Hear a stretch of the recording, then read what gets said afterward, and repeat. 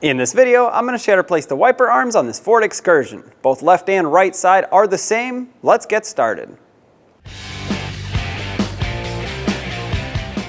Lift up the wiper arm in the full upright position. Now with it here, depending on your existing wiper blade, you may have a cap, you may not have one, you may have tabs on the side. That really depends. For me, I just have a little cap here that I can remove, and that unlocks the wiper blade.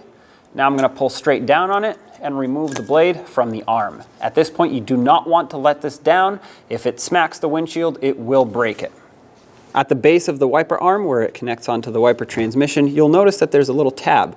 We actually have to flip this tab up like this, hold it, and pull up on the wiper arm. That's going to disconnect it from the wiper transmission. And there it is. Take the new wiper arm, position it as close as you can to how it was before. You basically want to follow the curve of the cowl here. Make sure it seats right inside those splines. Wiggle it back and forth. Once you're sure that it's mostly seated, drop it down until this clicks. Don't let go of the wiper arm because you don't want to break the windshield. Take your wiper blade, slide it onto the wiper arm, pull it up until it clicks. Now you put the wiper arm down gently. There you have it. Do the same to the other side. When only the best will do, demand TRQ. The only company that lets you view before you do. TRQ is committed to offering the highest quality aftermarket auto parts that are engineered for peace of mind.